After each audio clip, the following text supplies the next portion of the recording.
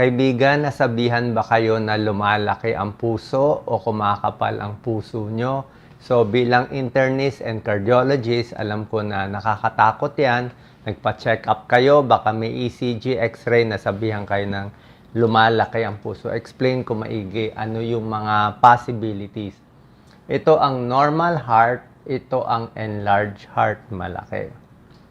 Pero yung laki ng puso, dalawang klase. Merong lumalaki yung puso na lumalaki lang siya, pero merong sinasabi na kumakapal ang puso. Ayan, makapal.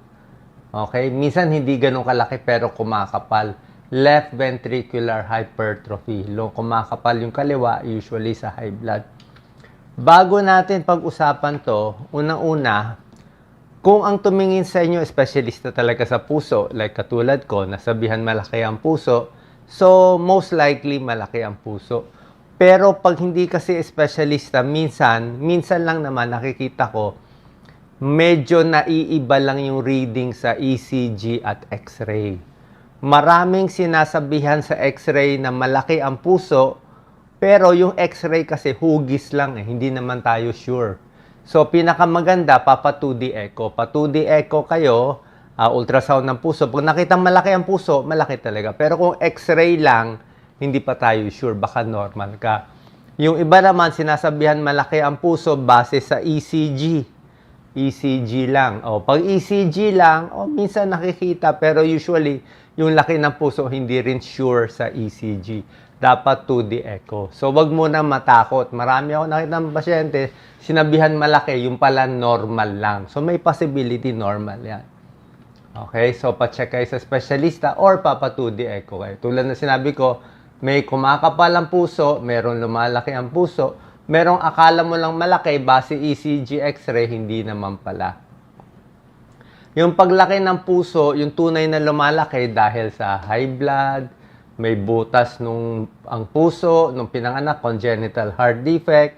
Merong mga myocarditis, cardiomyopathy, humihina ang puso. Meron din mga athlete's heart.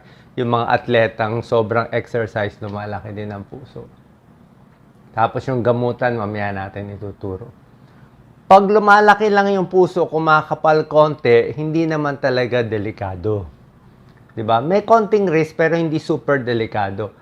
Ang iniingatan natin, pag lumalaki yung puso, yung humihina na ang puso. Nag-heart failure, na sabihin, lumalaki, parang rubber band. Kung yung rubber band mo medyo malaki konti, okay lang. Basta maganda pa yung banat ng rubber band. Pero pag yung rubber band mo, lumaki na at numipis na, malambot na yung rubber band mo, pag ginanon mo, wala nang lakas. Ibig sabihin, mahina na yung pumping. Pag humina na yung buga ng puso, doon na tayo magkakaproblema. Yan. Pag lumaki na, humina na yung puso, may problema na. Una-una, kulang na yung daloy ng dugo. Tapos yung dahil hirap nga siya mag-pump, hindi na niya malabas lahat ng dugo, mag-iipon na sa baga. Dumadaan kasi sa baga yan From right to left, bago pumasok sa left, dadaan sa baga. So mag-iipon yung tubig sa baga. Magkakatubig yung baga, hingal. Tapos mag-iipon na dito sa kanang pahagi ng puso. Tapos mag-iipon na sa tiyan, mamanasan tiyan. Mag-iipon na sa paa, magmamanas na yung paa, mamamagana yung katawan. Kasi nga, hirap na itong pumping. Kasi lumaki at lumiit. Lumaki at humina yung puso. Yun ang binabantayan natin. Huwag mag-heart failure yan. Enlarged heart, cardiomegaly, tulad na sinabi ko, heart failure, hirap bumomba ng puso, kaya nagkukulang ng oxygen yung katawan. Ito yung mga senyales na mahina na ang puso. Okay, very typical to. Pag umakyat ng hagdanan, hinihingal na. Okay, pero pag senior kayo, umakyat ng hagdanan, pwedeng wala sa kondisyon. Kaya sabi ko nga, ang pinaka-gold standard na para 100% masabi natin malaki o normal ang puso, may heart failure or wala, papa 2D echo with Doppler. Baka hindi naman ganun kamahal 2D echo with Doppler. May 2,000, 3,000, 4,000. Depende sa laboratory at hospital. So, hingal, nagmamanas ang paa. Pa nagmamanas ang paa, pwedeng heart failure, pwedeng kidney failure, pwedeng liver failure. Tatlo. So, kidney, liver, heart. So, pag ganyan, possible din heart. Heart failure, minsan mabilis din tibok ng puso, minsan irregular yung tibok kasi nga hirap siya mag-pump kaya mabilis.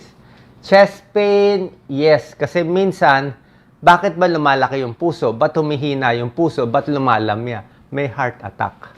May bara yung ugat. Dahil nagbara yung ugat, nang hina yung muscle ng puso, yun ang cause, yun ang chest pain. Tapos, paghiga, hindi sila makahiga ng flat.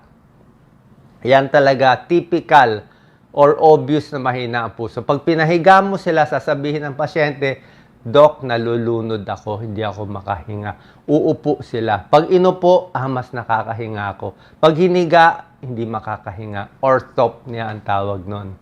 Orthopnea, hingal pag nakahiga. Tsaka galit na galit yung ugat. Dito namin makikita kung puno itong JDP sa jugular pressure. Nakahiga, galit ng galit yung ugat sa leeg. Minsan, dahil nga maraming tubig yung baga, naririnig namin sa stethoscope yan, may tumutunog, parang crackles ang tawag doon. Minsan, inuubo, hinihingal, parang hinihika, pero hindi talaga hika, tubig sa baga. Tapos minsan, pag ubo, ang labas hindi dugo pink. Pink na parang may plema. Pero hindi siya plema ng bakterya. Parang galing yun sa lungs. Tapos ihi ng ihi kasi nga napupuno ng tubig yung katawan tapos ihi siya. Yan ang signs and symptoms. Orthopnea, hilo, manas, irregular heartbeat. Pag malaki na ang puso, yung iba nagtatanong, pwede pa ba mag-exercise? Habang may heart failure, hindi po pwede. Habang sobra high blood, hindi rin pwede. Dapat kontrolado mo na, makontrol mo na yung high blood, makontrol mo na yung hingal at heart failure. Malaki ang puso, anong dahilan? Tulad sabi ko, maraming dahilan. Yung iba, high blood, pag high blood, usually kumakapal lang yung puso Unless pinabayaan mo yung high blood na 20 years, pwede kakakapal, kakalaki, humina, pero minsan hindi naman yon. Dilated cardiomyopathy ito, from heart disease yan, from barado sa ugat, yan, pwede yan manghina ang puso. Meron din mga athlete's heart. Ito naman sa athlete's heart, malakas ang bomba. Kailan masyado makapal ang puso. Medyo mas rare to, athlete's heart. Pero ito mas common itong dalawa. Ang testing ECG, tulad na sinabi ko, hindi 100% ang ECG. Kasi mura lang gawin, madali gawin. ECG more for heart attack Lumalaki ang puso, kita rin, pero hindi siya 100%. 2D echo, pinakamaganda yan. Ultrasound sa puso. Treadmill exercise test para to sa bara sa ugat. Para sa bara sa puso. Pero kung may heart failure ka na, hindi ka na papatakbuhin. Kasi may heart failure ka na. Hanggang 2D echo na lang tayo. Yan ang sinasabi ko. Ang tinitingnan sa ECG, bukod sa laki ng left ventricle, medyo malalim to pang cardiologist. Pero hanapin nyo yung LVEDD. LV and diastolic volume. Yung LVEDD, yun ang pinaka-laki ng puso.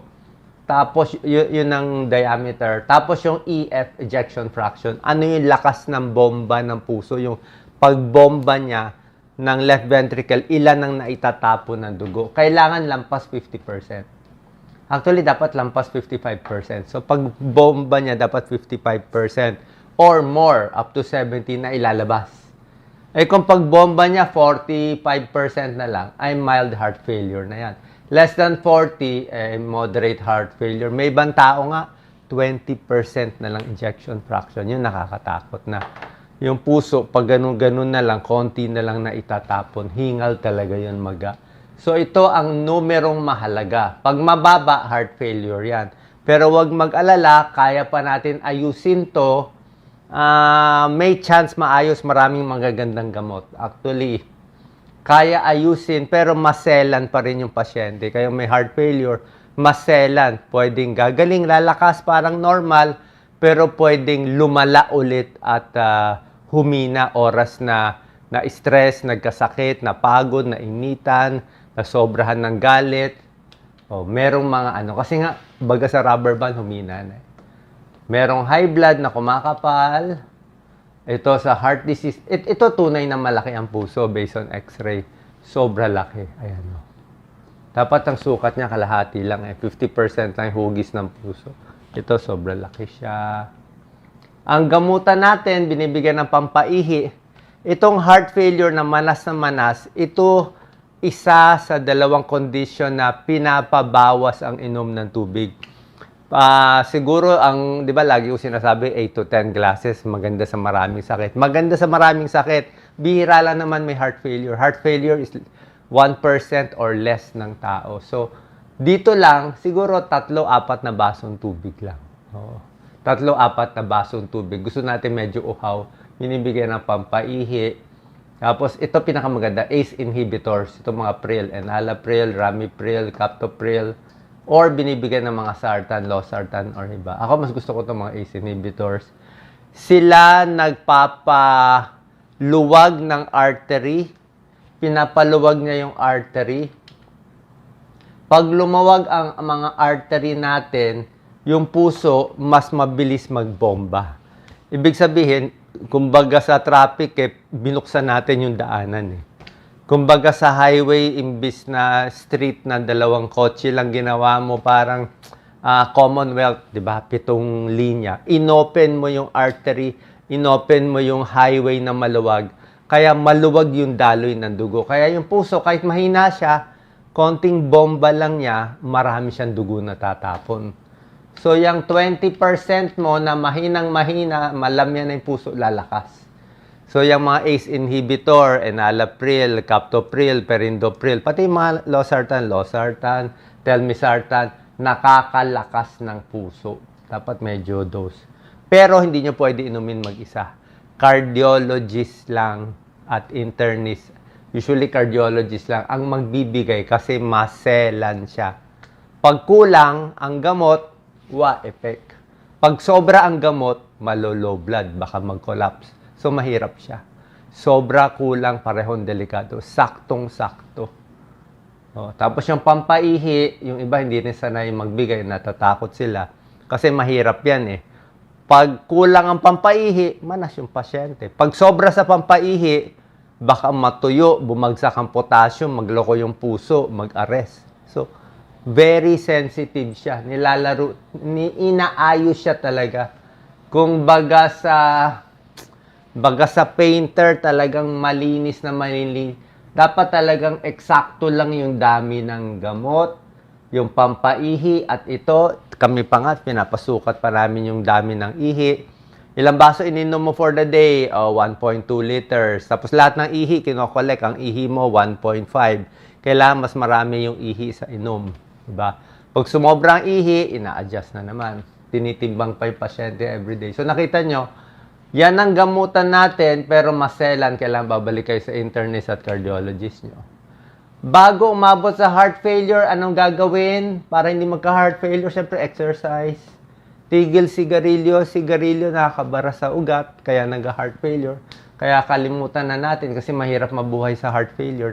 Kawawa yung mga pasyente, di ba? Napakahirap. Biro mo yung energy mo, imbis na 55% normal pumping ng puso, naging 20-30%. Hindi ka na makagalaw.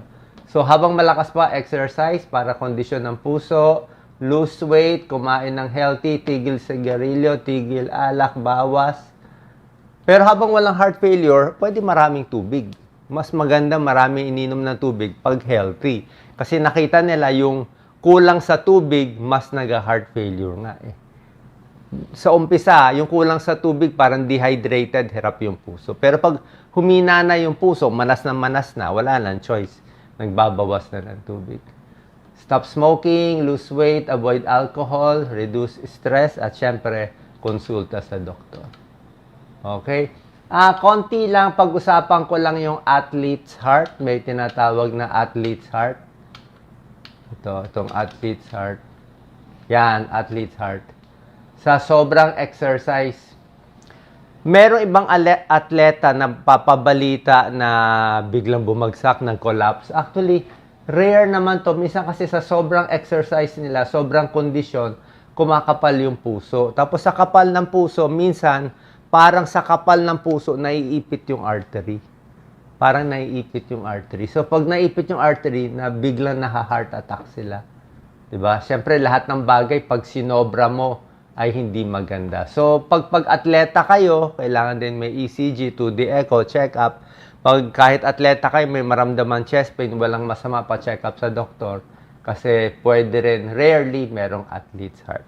Okay, saan po nakatulong to video para sa lumalaki ang puso at humihina ang puso. Salamat.